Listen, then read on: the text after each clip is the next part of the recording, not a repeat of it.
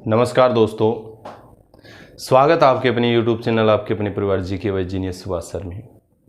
तो आज का जो हम जिक्र आज की क्लास में हम जो जिक्र कर रहे हैं पॉलिटिकल साइंस के बारे में जिक्र कर रहे हैं। पॉलिटिकल साइंस के हमने एक सीरीज शुरू कर रखे हैं और आज एक क्वेश्चन पूछा हुआ था पॉलिटिकल साइंस में, यानी भारत की अनुसूचियों के बारे में एक क्वेश्चन पूछा हुआ था। भी भारतीय संविधान के भारत के संविधान में कितनी अनुसूचियां हैं, यानी मूल संविधान में कितनी अनुसूचियां हैं और वर्तमान में कितनी अनुसूचियां हैं।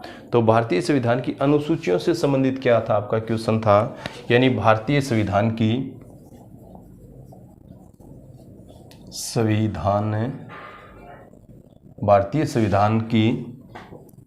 अनुसूचियां भी क्या है, अनुसूचियां, ये चीज़ क्वेश्चन था भी आपका, बहुत इंपॉर्टेंट है।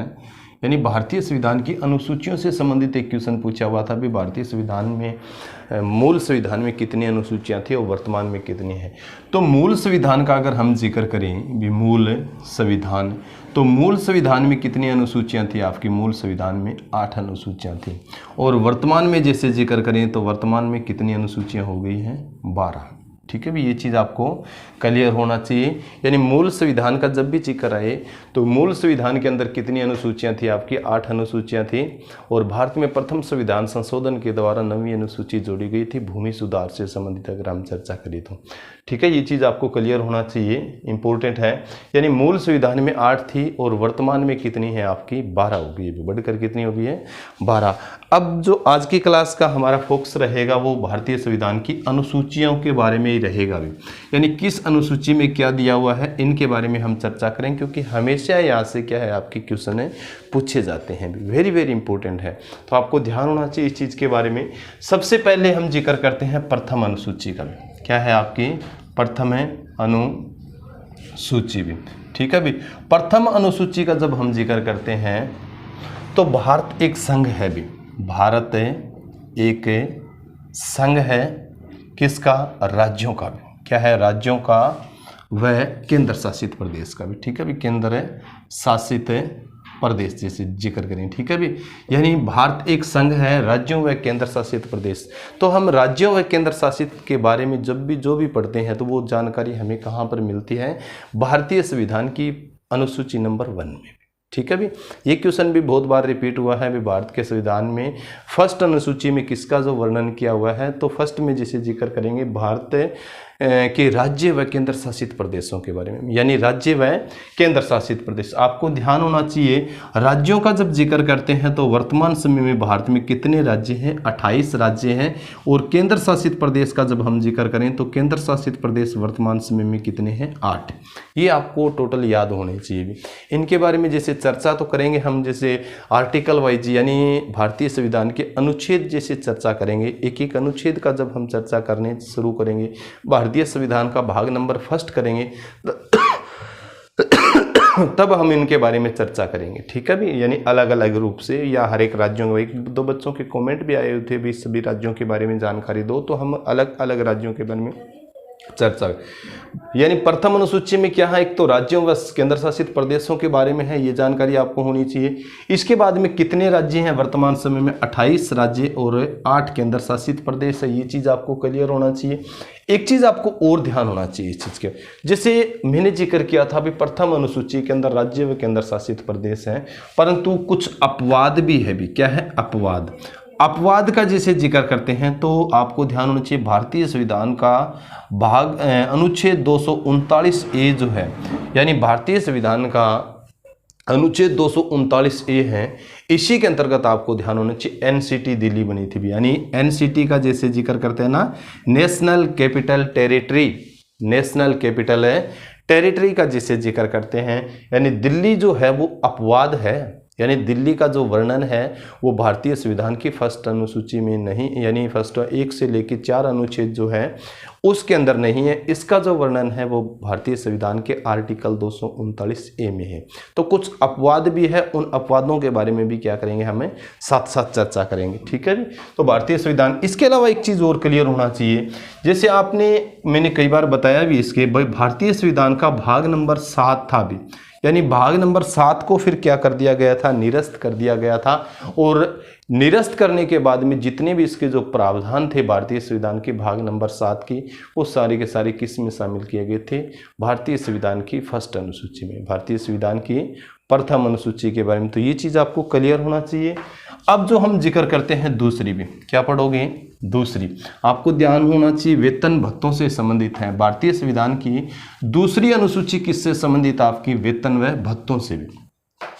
यानी दूसरी जो अनुसूची है वो किससे संबंधित, आपकी वेतन भत्तों से भी।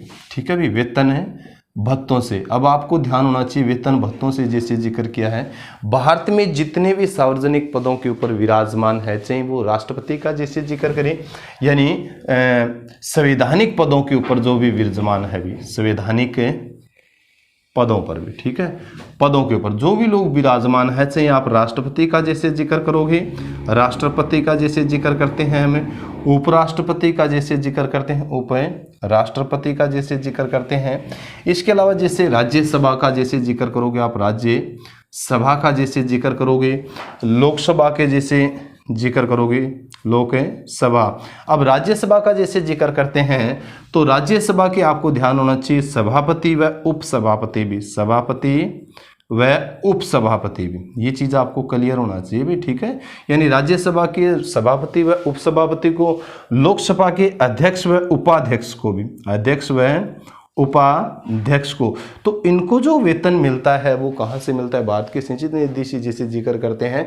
तो ध्यान होना चाहिए, राष्ट्रपति, उपराष्ट्रपति, राज्यसभा, लोकसभा, इसके अलावा राज्यों के गवर्नर भी, राज्यों के राज्यपाल भी, ये राज्यों के राज्यपाल का जैसे जिक्र करते हैं, गवर्नर का जैसे जिक्र करते हैं। तो इनको क्या, इनके जो वेतन भत्तों का जो वर्णन किया हुआ है वो कहाँ पर है, आपकी दूसरी अनुसूची में।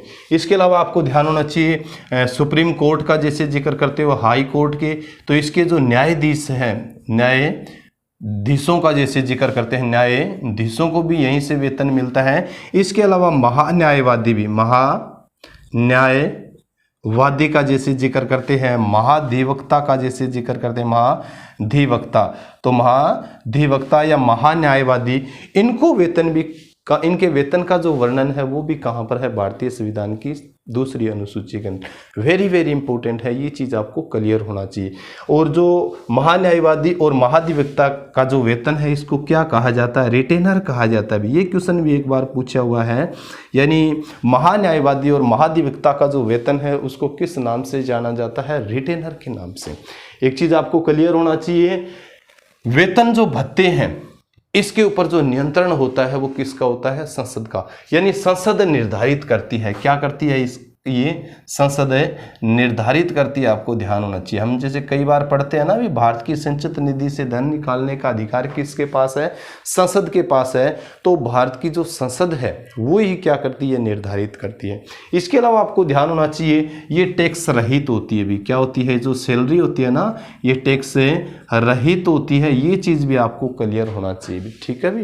यानी जो वेतन भत्तों का जैसे मैं जिक्र कर रहा था भारतीय संविधान की दूसरी अनुसूची के अंदर, तो जितने भी जो इनको वेतन भत्ता मिलता है वो संसद द्वारा निर्धारित किया जाता है और टैक्स रहित होता है। ये चीज़ भी आपको क्लियर होना चाहिए, ठीक है। इसके अलावा सीएजी को भी मिलता है भी, यानी कंट्रोलर जो है ना, सीएजी, केग, ठीक है, यानी नियंत्रक के महालेखा पर्यवेक्षक को भी वेतन यहाँ से, जितने भी, चलो मैंने संवैधानिक पदों का जैसे जिक्र कर दिया, उनको वेतन भत्ते आप याद कर सकते हो, अलग अलग भी लिख सकते हैं, पूछा जा सकता है। यानी भारत के राज्यसभा के उपसभापति को वेतन कहाँ से मिलता है, कैसे मिलता है, कहाँ इसका वर्णन है, इस तरीके से भी आपके क्वेश्चन पूछे जा सकते हैं। अब नंबर 3 जैसे जिक्र करते हैं, भारतीय संविधान की तीसरी अनुसूची का जैसे जिक्र करते हैं, शपथ से संबंधित वर्णन है भी। यानी शपथ का जैसे जिक्र करते हैं, ओथ का जैसे आप जिक्र करते हो, यानी भारतीय संविधान की तीसरी अनुसूची में जो वर्णन पढ़ेंगे हमें, वो शपथ से, जितने भी संवैधानिक पदों के ऊपर विराजमान है उनको शपथ दिलाने का जो जिक्र करते हैं भी, किस किस तरीके से शपथ दिलाई जाती है। तो तीसरी अनुसूची का जैसे जिक्र करते हैं, तीसरी तो तीसरी अनुसूची में किसका वर्णन है? शपथ का वर्णन है। अभी किसका वर्णन है? शपथ का। जितने भी संवैधानिक पदों के ऊपर विराजमान है उनको शपथ जैसे कौन कौन दिलाता है, किसके द्वारा दी जाती है, कितने साल के लिए दी जाती है, इन सब का जो वर्णन पढ़ते हैं वो भारतीय संविधान की तीसरी अनुसूची के अंदर पढ़ते हैं। ये चीज़ भी आपको क्लियर होना चाहिए। बहुत बार यहाँ से क्या है क्वेश्चन पूछे जाते हैं, जैसे राष्ट्रपति का हम जिक्र बहुत बार पूछा गया है भी, राष्ट्रपति उपराष्ट्रपति का जैसे जिक्र करते हैं, उप राष्ट्रपति का जैसे जिक्र करते हैं, यानी राष्ट्रपति और उपराष्ट्रपति किस अनुच्छेद के अंतर्गत क्या लेते हैं? शपथ लेते हैं। तो आपको ध्यान होना चाहिए, राष्ट्रपति अनुच्छेद 60 का जैसे जिक्र करोगे और उपराष्ट्रपति का अनुच्छेद 69। ये क्वेश्चन पूछा गया है भी, भारत का जो राष्ट्रपति है वो भारतीय संविधान के किस अनुच्छेद के अंतर्गत शपथ लेता है? तो आपको ध्यान होना चाहिए, उसका जो वर्णन किया हुआ है भारतीय संविधान के अंदर है तो वो वर्णन किया हुआ है आर्टिकल 60 में भी। 60 का जैसे जिक्र करते हैं। उपराष्ट्रपति का जैसे जिक्र करें तो उपराष्ट्रपति का किस में है? 69 69 में। राज्यपाल का जैसे जिक्र करें, राज्यपाल, तो राज्यपाल का जो वर्णन, शपथ से संबंधित जो वर्णन किया हुआ है वो भारतीय संविधान के अनुच्छेद 159 में भी। ठीक है, 159। ये क्वेश्चन बहुत बार पूछे गए इसलिए मैंने इनके बारे में जिक्र किया है। यानी भारतीय संविधान की तीसरी जो अनुसूची है उसमें जो वर्णन किया हुआ वो किससे संबंधित है? सिर्फ और सिर्फ शपथ से संबंधित है। चौथी का जैसे जिक्र करते हैं, चौथी जो अनुसूची है इंपॉर्टेंट बहुत है। अभी यहां से हमेशा क्या है आपके क्वेश्चन पूछे जाते हैं। चौथी अनुसूची का जैसे जिक्र करते हैं तो चौथी अनुसूची जो किससे संबंधित है? राज्यसभा, यानी राज्यसभा के सदस्य, यानी किस राज्य के अंदर कितनी राज्यसभा की सीटें होगी, इसके बारे में जो वर्णन हमें मिलता है वो भारतीय संविधान की चौथी अनुसूची। यानी किस राज्य के अंदर राज्यसभा की जो सीटें कितनी होगी या उनका जो निर्धारण किया जाता है, इसका जो वर्णन हमें मिलता है वो किस में मिलता है? भारतीय संविधान की चौथी अनुसूची के अंदर। वेरी वेरी इंपॉर्टेंट है, बहुत बार ये क्वेश्चन भी आपका पूछा गया है। यानी राज्यसभा के सीटों से बंटवारे से संबंधित भारत की किस अनुसूची में वर्णन किया भारतीय संविधान की? तो हम पढ़ेंगे चौथी अनुसूची के अंदर। आपको ध्यान होना चाहिए, राज्यसभा की सर्वाधिक जो सीटें हैं भारत के किस राज्य में है? यूपी के अंदर है 31 सीटें। हरियाणा का हम जिक्र करें तो हरियाणा में राज्यसभा की कितनी सीट है? 5 सीटें हैं। ये चीज़ आप क्लियर कर सकते हो। ठीक है, वैसे तो राज्यसभा के बारे में विस्तृत जानकारी तो हम क्या है जब इसकी बारी आएगी या ना इस चैप्टर के बारे में जब हम चर्चा करेंगे राज्यसभा के बारे में डिटेल से तब पढ़ेंगे भी राज्यसभा के कितने किस तरह से प्रतिनिधि आते हैं, कितना इनका कार्यकाल होता है 6 वर्ष का, जिसे हम पढ़ते हैं हर 2 साल बाद में 23 सदस्य रिटायर होते रहते हैं। तो उनके बारे में विस्तृत रूप से क्या करेंगे, हमें पढ़ेंगे। 5वीं अनुसूची के अंदर जो पढ़ेंगे हम, जैसे चौथी में हमने पढ़ा राज्यसभा से संबंधित है, राज्यसभा के प्रतिनिधि से संबंधित है। और 5वीं जो है आपकी, यानी 5वीं जो अनुसूची है उसमें क्या जिक्र किया हुआ है? वो SC ST से संबंधित है भी, यानी शेड्यूल कास्ट और शेड्यूल ट्राइब से संबंधित है भी। किससे संबंधित है? ये शेड्यूल कास्ट अनुसूचित जाति और अनुसूचित जनजाति से संबंधित, आपको ध्यान होना चाहिए इनके बारे में। वैसे तो देखो मैंने ज्योग्राफी के अंदर ST के बारे में तो बहुत कुछ बताया आपको। जो आदिवासी जनजाति है यानी जनजातियों के बारे में तो मैंने एक स्पेशल वीडियो भी बना के आपको दी हुई है ज्योग्राफी के अंदर, प्ले लिस्ट में जाके आप देख सकते हो। तो SC ST के बारे में जो प्रावधान दिए हुए हैं वो भारतीय संविधान की किस अनुसूची के अंदर दिए हुए हैं? वो आपके दिए हुए हैं 5वीं अनुसूची के अंदर। इसके अलावा 6ठी का जैसे जिक्र करते हैं, बहुत बार ये क्वेश्चन भी पूछा जाता है भी अनुसूचित जाति जनजाति से संबंधित कौन सी अनुसूची है, या SC ST। SC मतलब क्या होता है आपका? सुप्रीम कोर्ट भी होता है और शेड्यूल कास्ट भी होता है। ST मतलब क्या होती है? Schedule tribe. ठीक है भी, इनके बारे में भी आप पढ़ने की कोशिश किया करो भी क्या SC है और क्या ST है। ठीक है, 6ठी अनुसूची का जैसे जिक्र करते हैं, 6ठी जो अनुसूची है आपकी 6ठी अनुसूची, इसमें ये पूर्वोत्तर भारत के कुछ राज्यों से भी, खास करके पूर्वोत्तर भारत के जो राज्य है उन राज्यों से संबंधित है। जैसे असम का जिक्र करते हैं, मेघालय का जिक्र करते हैं, मिजोरम का जैसे जिक्र करते हैं। वेरी वेरी इंपॉर्टेंट है, यानी असम, मेघालय, त्रिपुरा, मिजोरम, क्या है आपका? मिजोरम। ठीक है भी, यानी पूर्वोत्तर भारत के असम, मेघालय, त्रिपुरा और मिजोरम राज्यों से संबंधित जो अनुसूची है वो कौन सी है? छठी। यानी उनके प्रशासन से संबंधित या उनके ऊपर नियंत्रण रखने से संबंधित जो अनुसूची है वो भारतीय संविधान की कौन सी अनुसूची? आपकी छठी अनुसूची है। वेरी वेरी, ये क्वेश्चन भी कई बार आपका पूछा गया है। ठीक है, इसमें से ये पूछ लेते हैं कि छठी अनुसूची जो पूर्वोत्तर भारत के राज्यों से संबंधित है, तो इसमें से कौन सा राज्य शामिल नहीं है या कौन सा राज्य शामिल है? तो आपको ध्यान होना चाहिए, याद करना इसको। असम, मेघालय है, यानी असम है, मेघालय एम है, और टीएम, एम और टीएम आपको याद रखना है। एम और टीएम जैसे आप याद रखोगे, एम और टीएम जैसे याद रखोगे तो आप वो 4 राज्य याद कर सकते हो जिनको एक विशेष दर्जा प्राप्त है भारतीय संविधान की छठी अनुसूची। ठीक है भाई, ये चीज आपको क्लियर होना चाहिए। 7वीं अनुसूची का जैसे जिक्र करते हैं, भारतीय संविधान की 7वीं अनुसूची जो है इंपॉर्टेंट है भी। तो भारतीय संविधान की जो 7वीं अनुसूची है, 7वीं अनुसूची में क्या दिया हुआ है? यानी सूचियां दी हुई है भी। क्या है? सूचियां। ठीक है भी, क्या दी हुई है यहाँ पर? है सूचियां, विषय दिए हुए हैं भी। भारतीय संविधान की जो 7वीं अनुसूची है, उस अनुसूची के अंदर क्या दी हुई है? संविधान की सूचियां दी हुई है। 3 तरह की जैसे सूचियों का हम जिक्र करते हैं। एक तो आप पढ़ोगे केंद्रीय सूची भी। क्या पढ़ोगे आप? है केंद्रीय सूची का जैसे जिक्र करोगे।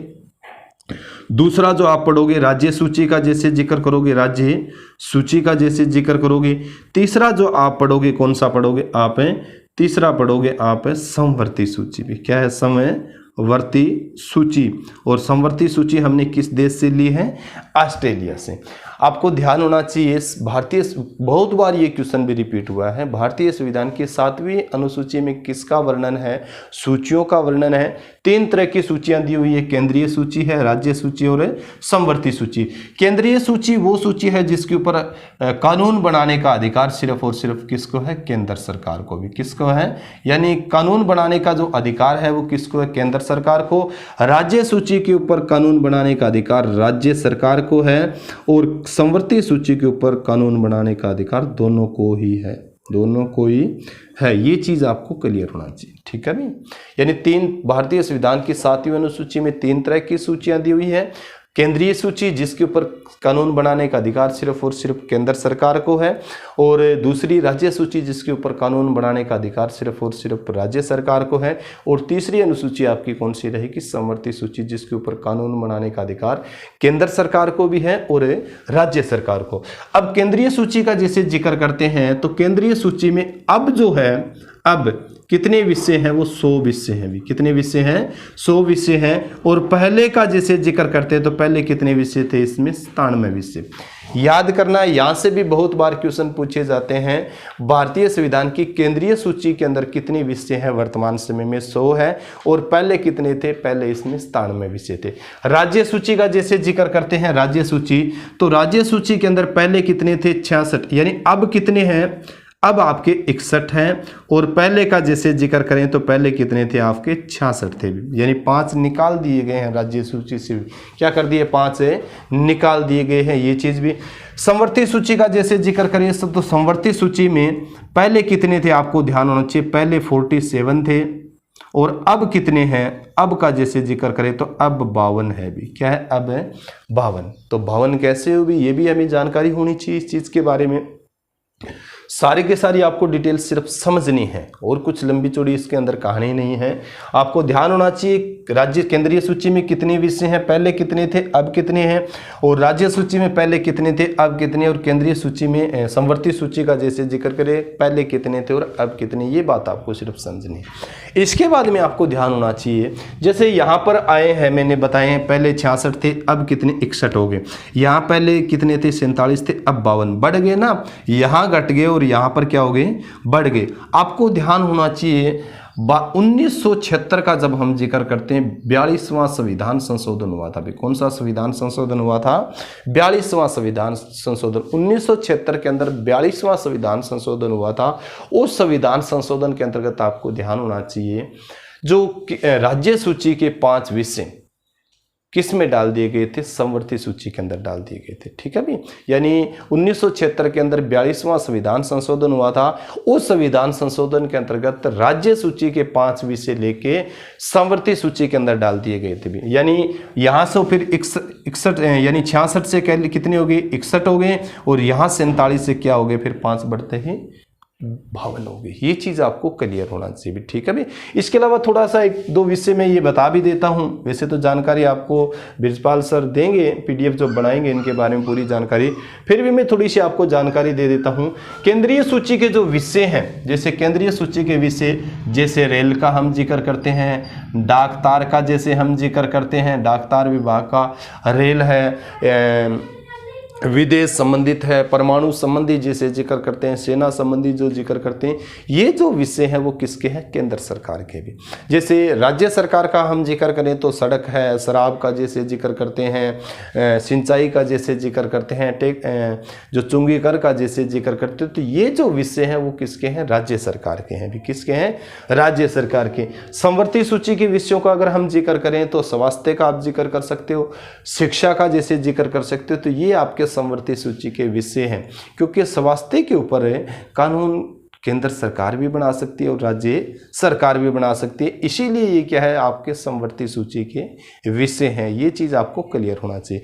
इसके बाद में जिसे जिक्र करते हैं 7वीं अनुसूची, बहुत महत्वपूर्ण है, आपको इसको बड़े बेहतरीन तरीके से याद करना है भी। ठीक है भी, क्योंकि यहाँ से आपके हमेशा क्या है, क्वेश्चन पूछे जाते हैं। ऐसे भी पूछा जा सकता है भी, अगर आपको दे दे जैसे विदेश संबंधित मामले किस अनुसूची में शामिल है, तो हम पढ़ेंगे केंद्रीय सूची के ऊपर शामिल है, क्योंकि राज्य इसमें हस्तक्षेप नहीं कर सकता। समवर्ती सूची में भी वो शामिल नहीं है, क्योंकि सिर्फ और सिर्फ कानून बनाने का, नागरिकता से संबंधित, देखो किसी तरीके से हमें विदेश संबंधित यानी विदेश की नागरिकता खत्म करनी है या कोई नागरिकता भारत की लेता, तो ये सिर्फ और सिर्फ केंद्र सरकार के अधीन आता है। किसके अधीन आता है, केंद्र सरकार। ये बड़ा महत्वपूर्ण है। इसके बाद में भारतीय संविधान की 8वीं अनुसूची है।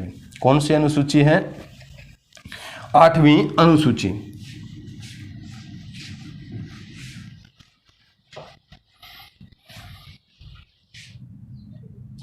आठवीं अनुसूची का जब हम जिक्र करते हैं, 8वीं अनुसूची, तो 8वीं अनुसूची में क्या है, भाषाओं का वर्णन है भी, यानी भाषाओं का, या भारतीय संविधान में भाषा से संबंधित जो अनुसूची है वो कौन सी अनुसूची है, 8वीं अनुसूची है। मैं आज जो इसके बारे में थोड़ा सा ही बताऊंगा, क्योंकि आपको मैं 22 भाषाएं हैं भारतीय संविधान की 8वीं अनुसूची में। कितनी भाषाएं हैं, 22 भाषाएं हैं भी। कितनी भाषाएं हैं, 22 भाषाएं हैं। जो पहले कितनी थी आपको ध्यान होना चाहिए, जब भारत का संविधान बना था उस समय कितनी थी, 14 थी भी, और अब कितनी है आपकी, 22 होगी भी।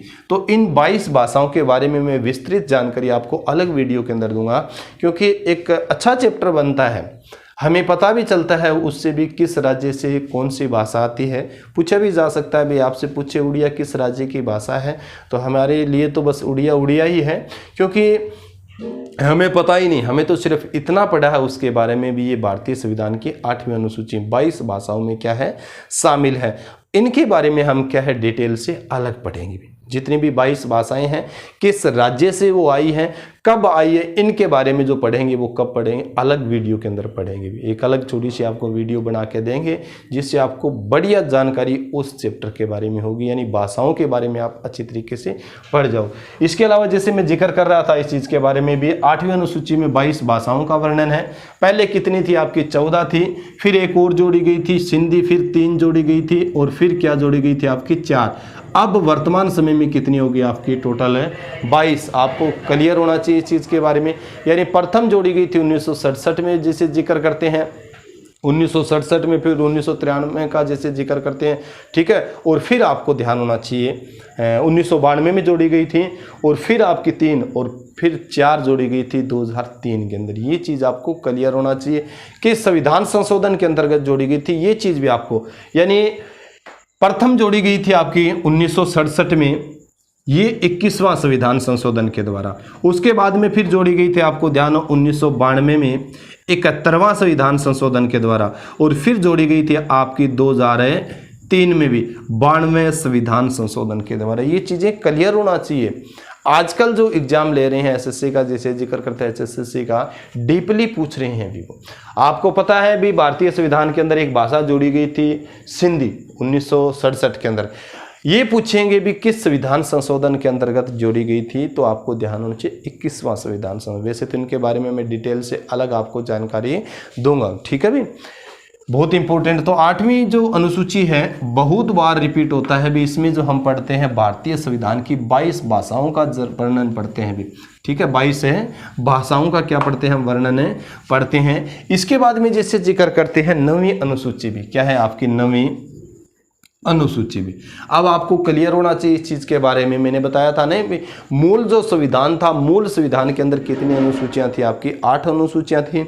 भारत में प्रथम संविधान संशोधन हुआ था भी, प्रथम संविधान संशोधन हुआ था 1951 में भी, 1951 में हुआ था। उस समय क्या जोड़ी गई थी, 9वीं अनुसूची जोड़ी गई थी। यानी 1951 में जो प्रथम संविधान संशोधन हुआ था भारत में, उसमें क्या जोड़ी गई थी, वो प्रथम अनुसूची जोड़ी गई थी।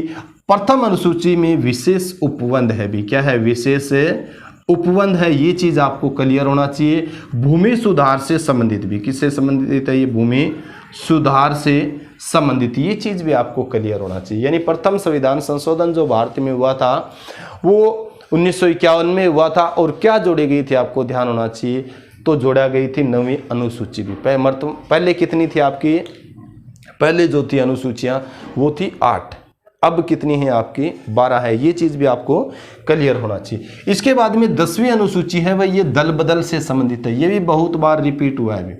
यानी 10वीं अनुसूची है वो किससे संबंधित है, 10वीं का जैसे जिक्र करते हैं, 10वीं जो अनुसूची है वो दल बदल कानून से संबंधित, दल बदल कानून से भी। यानी दल बदल कानून का मतलब क्या होता है, जब नेता अपनी पार्टी बदल लेते हैं, दूसरी पार्टी में चले जाते हैं, तो उनके मतलब सदस्यता निलंबन से संबंधित है, आपको ध्यान होना चाहिए, ठीक है भी। यानी दल बदल जो है ये किस अनुसूची में, दल बदल कानून का जब हम जिक्र करते हैं तो ये आपकी 10वीं अनुसूची में है। 1985 में जोड़ी गई थी भी, 1985 में 52वां संविधान संशोधन भी, ये याद करने हैं आपको, ठीक है भी। यानी 52वां संविधान संशोधन के द्वारा 10वीं अनुसूची जोड़ी गई थी। और 10वीं अनुसूची में जो हम जिक्र करते हैं वो किसका जिक्र करते हैं, आपको ध्यान होना चाहिए, वो करते हैं हम दल बदल कानून। यानी नेता जो दल बदली करते हैं ना, एक पार्टी से दूसरी पार्टी के अंदर जाते हैं, उससे संबंधित। इसके बाद में 11वीं 12वीं बहुत महत्वपूर्ण है भी, यहाँ से भी बहुत ज़्यादा आपकी क्या है क्वेश्चन पूछे जाते हैं। तो 11वीं जो अनुसूची है, 11वीं अनुसूची है, 11वीं अनुसूची का जब हम जिक्र करते हैं तो पंचायती राज का हम जिक्र करते हैं। यानी पंचायती राज को संवैधानिक दर्जा किस अनुसूची के अंतर्गत मिलता है, 11वीं। यानी किसका जिक्र करोगे आप, पंचायती राज में, ठीक है, पंचायती राज। तो पंचायती राज को संवैधानिक दर्जा भी, क्या है, संवैधानिक दर्जा।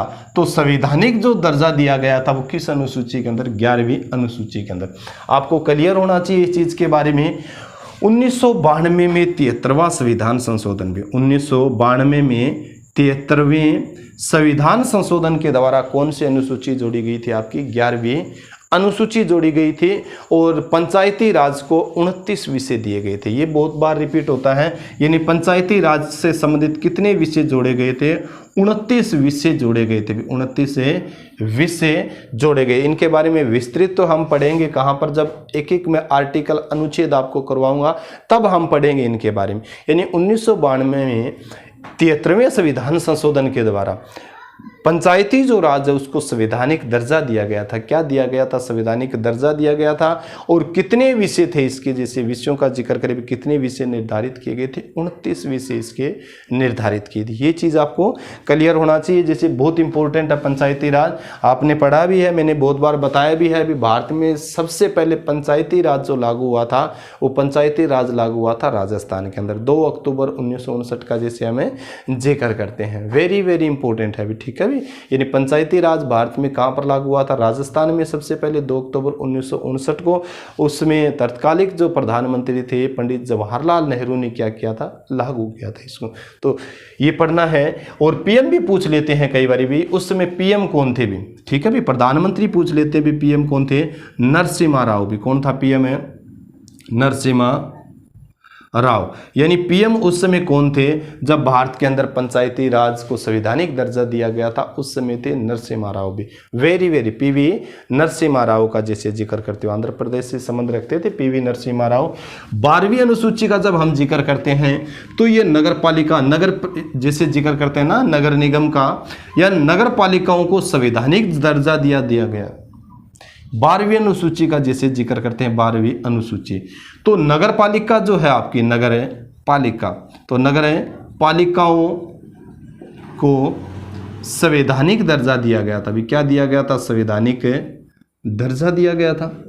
और कब दिया गया था आपको ध्यान, 12वीं अनुसूची कब जोड़ी गई थी? ये भी आपकी 1992 में जोड़ी गई थी, 74वें संविधान संशोधन के द्वारा। भी याद करना है, बहुत ज़्यादा यहाँ से आपके क्वेश्चन रिपीट होते हैं।